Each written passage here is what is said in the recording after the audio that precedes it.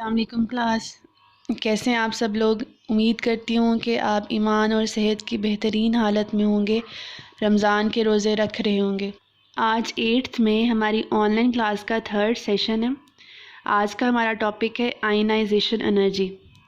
Ionization energy क्या होती है, ये डेफिनेशन भी है आयनाइजेशन एनर्जी की, आपने नोट कर लेनी है।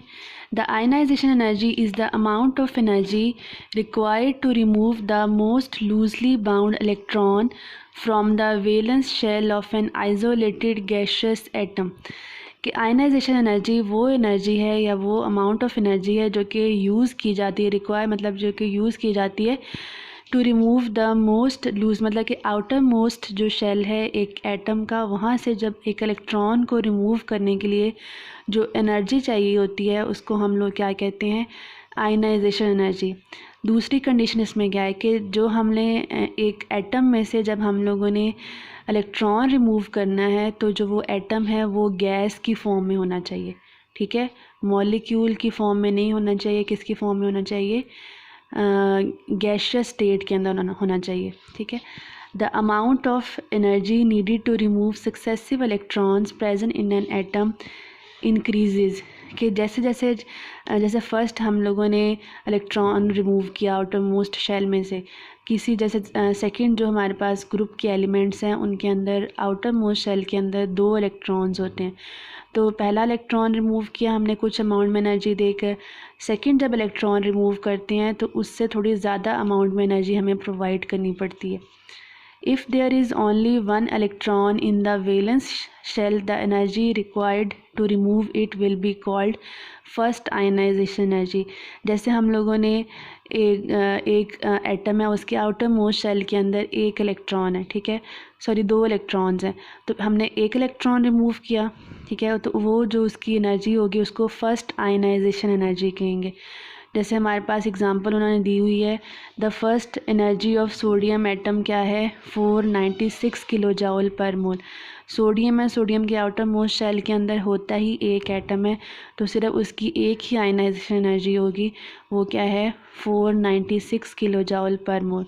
लेकिन जैसे but when there are more than 1 electrons in the valence shell they can be removed one by providing more and more energy, ठीक है। जैसे अब जो सेकंड ग्रुप के जो एलिमेंट्स हैं उनके आउटर मोस्ट शेल के अंदर 2 इलेक्ट्रॉन्स होते हैं। फर्स्ट इलेक्ट्रॉन जब रिमूव किया तो वो उसकी फर्स्ट आयनाइजेशन एनर्जी होगी, जब सेकंड इलेक्ट्रॉन रिमूव करेंगे तो वो उसकी सेकंड आयनाइजेशन एनर्जी हो जाएगी।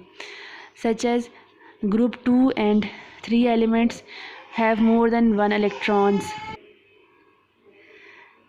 जैसे अब 2 and 3, जो 3 वाले जैसे एलिमेंट्स हैं, 3 ग्रुप के एलिमेंट्स हैं, उनके आउटर मोस्ट शेल के अंदर 3 इलेक्ट्रॉन्स होते हैं, तो उनकी आयनाइजेशन एनर्जी भी 3 होगी। मतलब पहले फर्स्ट इलेक्ट्रॉन को रिमूव किया, फर्स्ट आयनाइजेशन एनर्जी, सेकंड को रिमूव किया, सेकंड, थर्ड को रिमूव किया तो थर्ड आयनाइजेशन एनर्जी, ठीक है।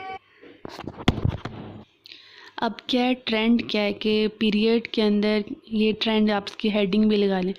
ट्रेंड क्या है, ट्रेंड मतलब कि जो आयनाइजेशन एनर्जी का क्या अफेक्ट है कि वो इंक्रीज़ होती है, डिक्रीज़ होती है पीरियड के अंदर और ग्रुप के अंदर। बता रहा है कि if we move from left to right in a period, if we move from left to right in a period the value of the ionization energy क्या हो रही है, इंक्रीज़ हो रही है। क्यों इंक्रीज़ होती है, it is because the size of the atom reduces and valence electrons are held strongly by the electrostatic force of attraction of nucleus। कि जब हम इस तरफ मूव करते हैं पीरियड के अंदर, जो हॉरिजॉन्टल रोज होती हैं, तो उसमें क्या होता है कि जो न्यूक्लियस की फोर्स ऑफ अट्रैक्शन है आउटर मोस्ट शेल के ऊपर वो ज़्यादा होती है, इसलिए जो एटम का साइज़ होता है वो पीरियड के अलोंग क्या होता है, वो कम होता है, इसीलिए वहाँ से इलेक्ट्रॉन को रिमूव करना भी मुश्किल होता है। As we move from down the group, more and more shells lie between the valence shell and the nucleus of the atom. These additional shells reduce the electrostatic force felt by the electrons present in the outermost shell। लेकिन जब हम down the group move करते हैं तो क्या होता है कि वैलेंस शेल जो है ना वो न्यूक्लियस से दूर होता जाता है, जिसकी वजह से जो इलेक्ट्रोस्टैटिक मतलब कि जो फोर्स ऑफ अट्रैक्शन होती है न्यूक्लियस की वो कम होती है, इसलिए जो है ग्रुप के अंदर आयनाइजेशन एनर्जी क्या होती है,